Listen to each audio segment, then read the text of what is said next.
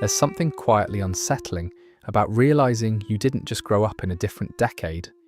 You grew up in a different psychological environment. Not better, not worse, just one that no longer exists. If you were a child in the 1970s, your brain developed during a rare window in modern history. A time when freedom wasn't symbolic, it was physical. You left the house without a phone, without tracking, without a constant stream of adult supervision. And yet that freedom came with real responsibility. You were expected to figure things out, to come home on time, to handle yourself. What makes this era so unique isn't nostalgia, it's context. Society trusted children in a way that would feel unthinkable today. Risk wasn't eliminated, boredom wasn't managed, discomfort wasn't immediately solved, and your nervous system adapted to that reality. This isn't about romanticizing the past or criticizing the present. It's about recognizing that development is shaped by environment, and the environment you grew up in trained your brain for autonomy, tolerance, and self-reliance in ways that modern childhood simply cannot replicate. That's why, when you look at today's world and feel slightly out of place, it doesn't mean you're outdated. It means you are calibrated for a world that no longer exists, and you're still carrying its wiring forward.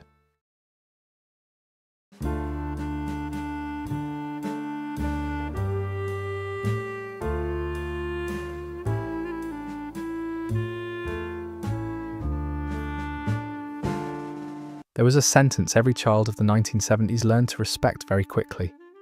I'm bored. Not because it was met with sympathy, Teddy, but because it wasn't. If you said it out loud, you already knew what was coming next. Then go find something to do, or I'll find something for you. And whatever your parents found was never as appealing as figuring it out yourself. So you learned to solve boredom before it solved you. You weren't handed activities. There were no scheduled enrichment programs, no curated distractions, no screens waiting to rescue your attention. Empty time wasn't treated as a problem to fix. It was simply part of the day, and your brain had to respond. Psychologically, this mattered far more than most people realize. Research on unstructured childhood shows that when children are left to organize their own time, they develop stronger executive function, the mental skills responsible for planning, focus, and self-regulation. But more importantly, something deeper formed beneath that. You learned competence. You discovered that when nothing was happening, you could make something happen. You devoured books, built forts, rode your bike until the day disappeared, or sat on the floor taking things apart just to see how they worked. Purpose didn't arrive from the outside. It emerged from your own initiative. Modern childhood often treats boredom like a threat, something dangerous that must be immediately neutralized. But your nervous system learned the opposite lesson. That boredom isn't an emergency, it's a signal, a quiet invitation to engage your own mind, and that lesson stayed with you. As an adult, this is why empty space doesn't terrify you the way it seems to unsettle others. You don't panic when there's nothing to scroll, nothing scheduled, nothing demanding your attention. Your brain remembers something modern life rarely teaches anymore. Meaning doesn't always arrive pre-packaged. Sometimes it has to be created. What boredom quietly taught you went deeper than creativity. It taught you how to generate purpose when none was given. When your day wasn't pre-filled, something subtle happened inside your mind. Without schedules, notifications, or external pressure telling you where to look next, your attention turned inward. You had to ask yourself questions most children today rarely face. What do I feel like doing? What matters to me right now? What holds my interest long enough to stay with it? This is where identity begins to form. Psychologically, unstructured time creates space for what researchers call intrinsic motivation, the drive that comes from curiosity and internal satisfaction, not reward or approval. When you chose how to spend your hours, your brain learned to associate efforts with meaning, not just outcomes. You didn't need a gold star to stay engaged. The engagement itself became the reward. This ability is easy to overlook because it feels so ordinary to you. But in a world that constantly tells people what to want, where to click, and how long to stay, it's becoming increasingly rare. Many adults today feel strangely empty, not because their lives lack opportunity, but because they were never taught how to sit with open space long enough for desire to emerge. You were. That's why silence doesn't immediately unsettle you. Why you can stay with a thought without needing to escape it. Why you're often comfortable starting something without knowing exactly where it will lead. You learned early that purpose doesn't always arrive fully formed. Sometimes it appears only after you've been alone with your own attention long enough to let it surface. You didn't learn about danger from warning labels or instructional videos. You learned it by living inside your body. You climbed trees that were too high. You rode bikes without helmets. You played near creeks, construction sites, and fireworks with a confidence that would make modern parents freeze. And sometimes it went wrong. You fell. You got cut. You broke bones. You learned where your limits actually were.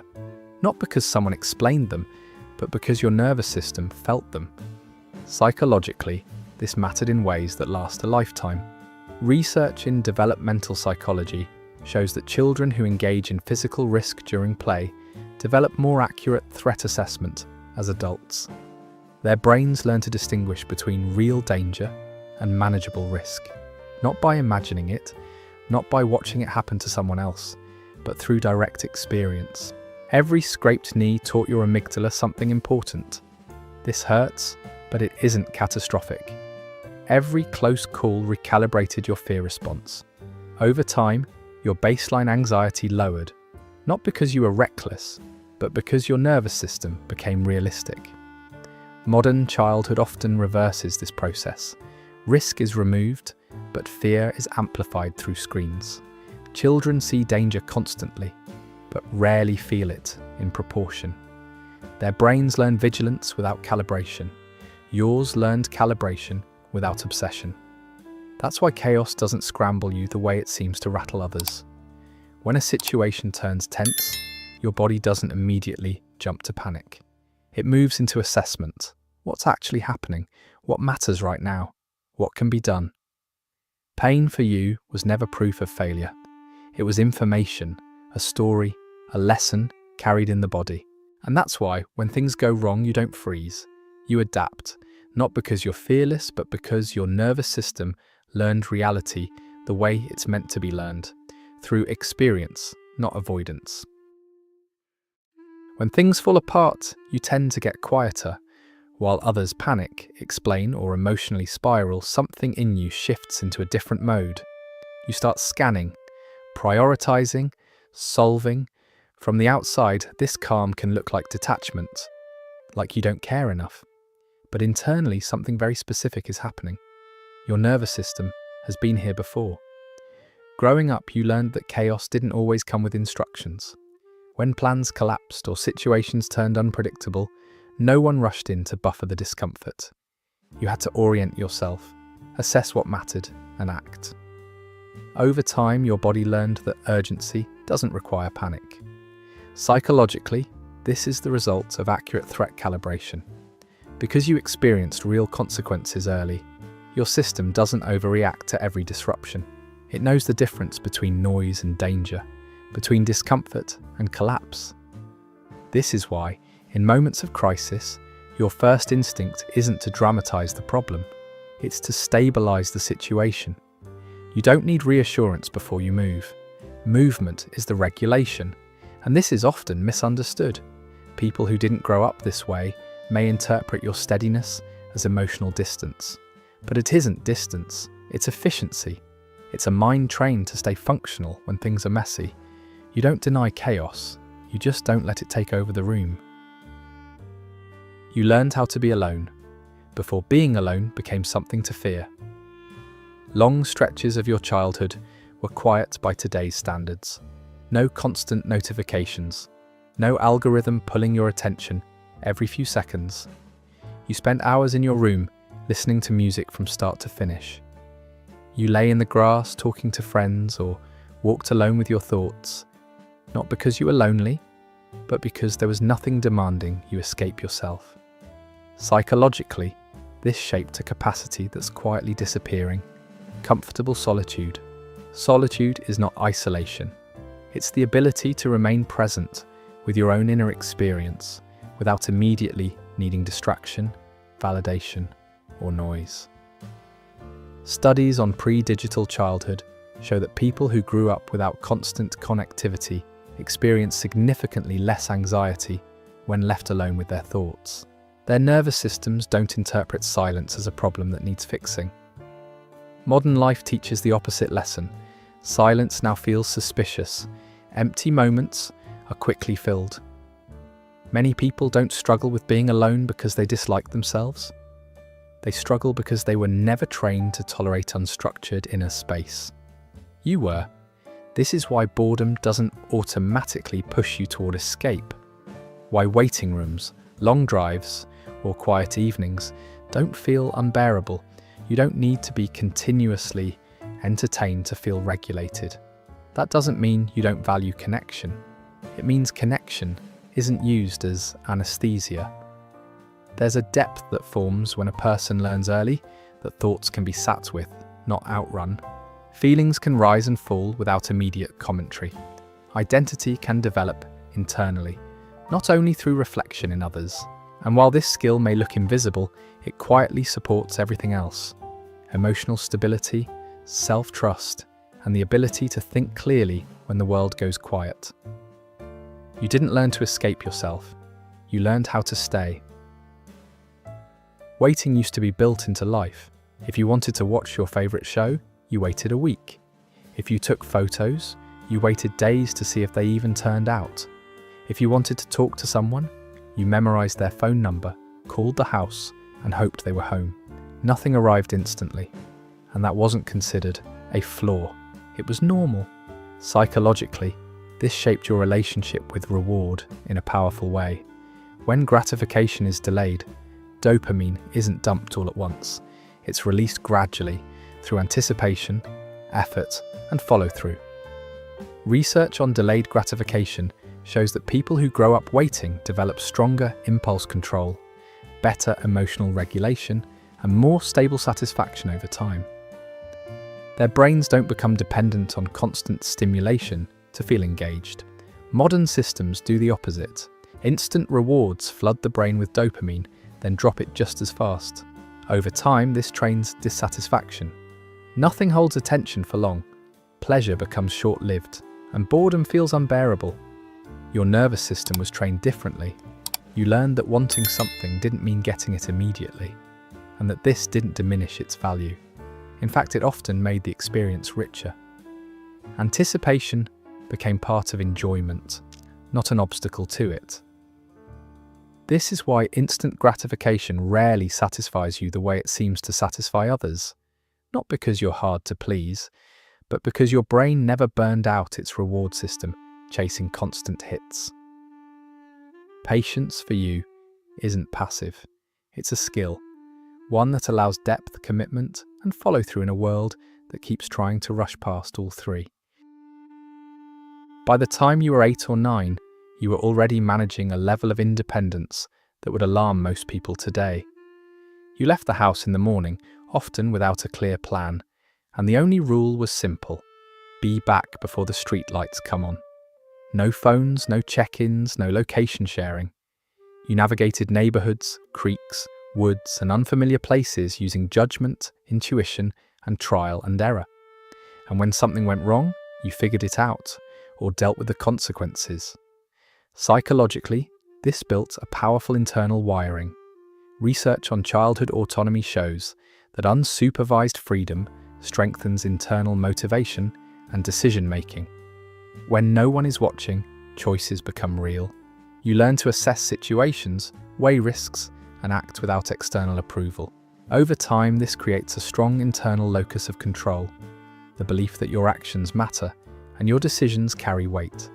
But this strength came with a hidden cost. When children are trusted to manage themselves early, they often learn to contain emotions as well as behavior. You didn't just solve problems, you handled them. Quietly, independently, and while that builds competence, it can also limit emotional language. Many people who grew up this way are excellent at functioning, but less practiced at asking for help. This is why you may find yourself defaulting to self-reliance even when support is available. Why vulnerability can feel unnecessary or vaguely uncomfortable. Not because you don't value connection, but because your system learned early that survival didn't depend on it. Unsupervised autonomy made you capable, resilient, self-directed, but it also taught you to carry more than you ever needed to carry alone.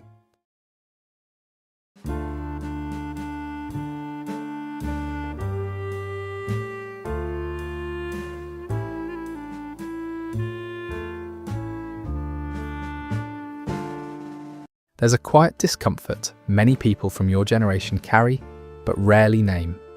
It's the sense that the world is moving in a rhythm your nervous system doesn't recognize. You're not confused by technology. You're not resistant to change.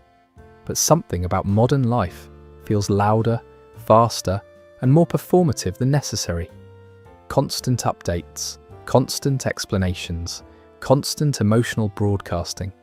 And somewhere beneath it all, you may find yourself thinking, why does everything need so much noise? Psychologically, this isn't resistance, it's mismatch. Your nervous system was shaped in an environment where attention was stable, autonomy was expected, and competence was demonstrated quietly. Today's world rewards visibility, immediacy, and continuous self-expression. Regulation now comes from external feedback rather than internal stability.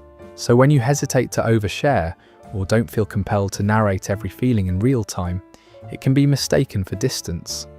When you pause instead of reacting, it can be misread as disengagement. But these responses aren't deficits. They're adaptations to a different developmental environment. This is why you may feel increasingly out of place, not socially, but psychologically. Your system isn't broken.